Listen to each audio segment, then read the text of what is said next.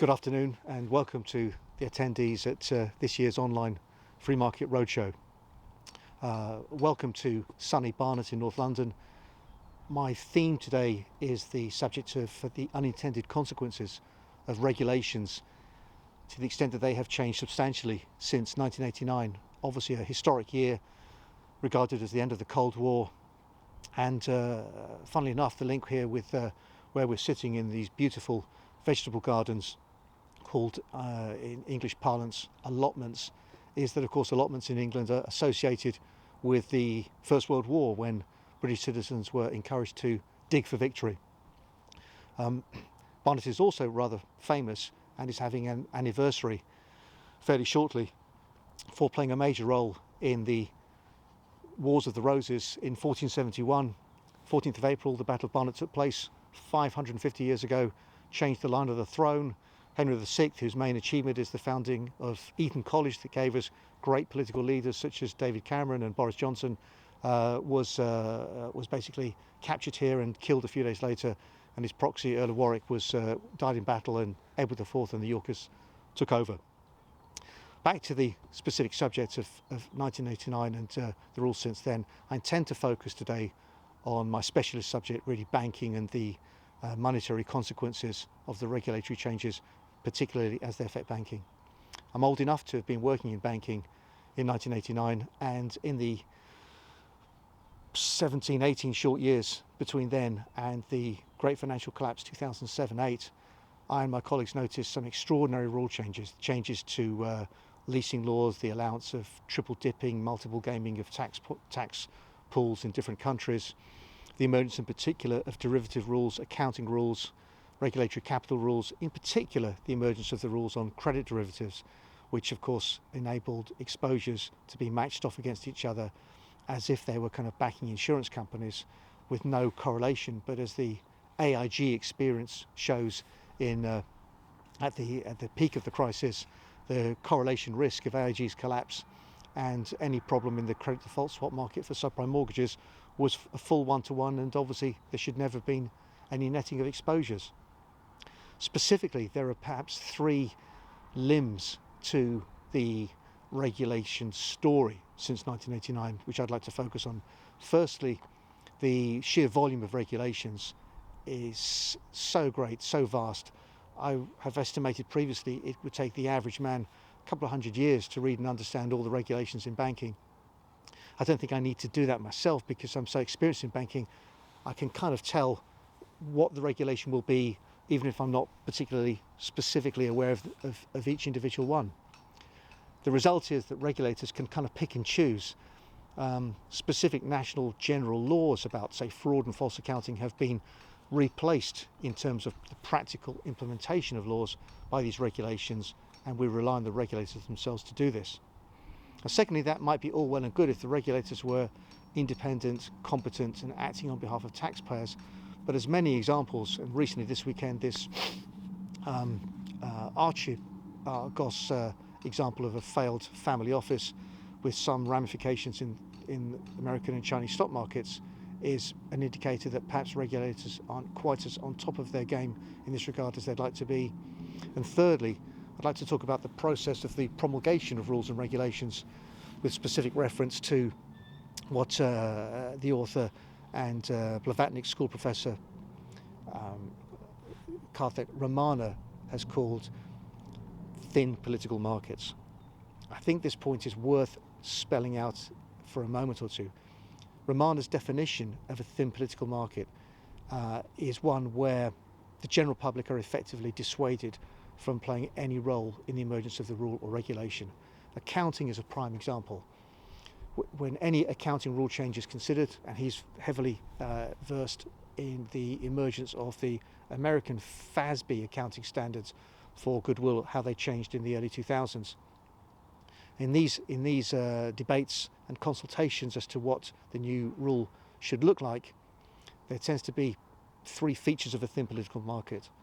Firstly, the people playing the role are professional corporate managers and their accountants and supporters. These people clearly possess the necessary technical expertise to opine on the validity of the rule. Secondly, however, all of these experts are in truth heavily financially conflicted. They are insiders. They have a major incentive for a certain outcome to the proposition and foundation of the rule. Thirdly, as previously mentioned, the general public is not an expert and is discouraged from playing any role in the consultation whatsoever. So we can distinguish the thin political market of accounting rule promulgation, of the emergence of new bank Basel regulatory capital standards and certain national interpretations and derivations in the EU from ECB rules. We can distinguish all that from the process of making new rules for parking in the car park of Barnet General Hospital, which is a few hundred metres behind me as we now sit here. There's been plenty of debates under the pandemic regulations of the importance of making it easier for family to visit their loved ones in hospitals outside of pandemics, and the fairly high levels of car parking charges. Everybody in the UK considers qualified to have an opinion on the level of hospital car parking charges, but very few would show any interest whatsoever in the development of accounting rules for banks. Where does this go? What are the consequences, what are the unintended consequences of these regulations? Well, I really think we have to look back to the great financial crisis of 2007. At the time the banks fell over, we had one or two different narratives. Firstly, most of the world today believes that this was all caused by excessive unreported exposures being taken in one specific fairly small market, subprime mortgages. Secondly, the Bank of England story under the then Governor Mervyn King was that it was only a temporary liquidity crisis, which of course was an important narrative, albeit I think a false narrative, because that in turn was used to justify bailouts and the provision then and since then of incessant central bank liquidity, effectively recourse to the magic money tree. I don't think the evidence, despite the wonderful PR put out by Bank of England and their European counterparts, I don't think the evidence justifies the PR that the banks have been recapitalised. And when you look at the market values of bank share prices, especially in the wake of the substantial falls suffered by Credit Suisse and Nomura over the weekend in the light of this Archie POS collapse, I don't think the evidence really supports the narrative being put about today. In other words, the continued failure of the interbank market, which all my career prior to 2007 was always available for any bank that had a short-term liquidity shortfall. They would go into the interbank market and banks would lend to each other without collateral, without pledges, without security and so forth. That failed in 2007-8 and has never come back, and I don't think actually ever will do. The consequence of that, of course, has been zero interest rates, and despite a little upward wobble in the long-term yield curve a couple of weeks ago, I think there will be event after event from now on, supposedly a surprise, but of course a continuation of really this theme of banks being on life support and central banks moving from being originally lenders of last resort to kind of bailers outers of first resort, then to providers of almost infinite liquidity, and now of course to the purchasers of large swathes of bank assets. It's universally accepted that the result of this has been that, particularly in Europe, that member states have had most of their funding in 2020. I think the figure was 80% of member state new funding and rollover funding entirely purchased by their own central banking systems. This is a situation which, leaving the pandemic aside, is inconsistent with the enthusiasm voiced even here in London recently by the chief economist of the Bank of England, Andy Haldane, who foresees the UK economy powering away from the pandemic, enjoying its newfound freedoms under Brexit and so forth. I think these hopes are sadly wildly optimistic. I think there's going to be a problem in the money system itself, and it's quite likely that at some point the speed at which money is being created, minted, printed, handed over to central banks, and not really reaching the general economy, which is why inflation hasn't taken off as rapidly as it might, I think there's going to be a situation wherein some kind of crisis of confidence in our system of money itself may take place. That ought to be the opportunity for things to turn around. But prior to that, I would urge you to just please keep your wits about you. The latest UK budget from our supposedly wonderful young and innovative Chancellor has introduced an even more concerning trend, namely that of a mortgage guarantee scheme.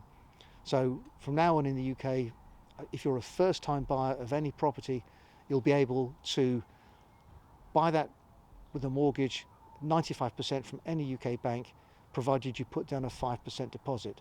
But that 95% loan from the bank is going to be fully guaranteed by taxpayers under this government mortgage guarantee scheme. So this will mark a new kind of Rubicon being crossed by the support given to banks. The banks in the booming market for lending to first-time buyers will be taking absolutely no risk whatsoever on the lending decisions that they take. You needn't be an expert in moral hazard and the principles of banking to understand that this is hardly giving much confidence to concerned citizens such as myself, who are hoping for banks to kind of tighten up their standards and show more responsibility for credit decisions that they take. On that slightly concerning note, you'll forgive me if I bring the talk to a close. There are many other aspects to unintended consequences of regulation in other walks of life. We could talk about the pandemic and how this has led to children's mental health problems. We can talk about schools and so forth. But in the specific world of banking, I remain quite concerned that we're on a trend now which, when it gets to this level, 80% central bank funding of member state government debt, and probably here in the UK it's a little better, I think this trend is kind of irreversible.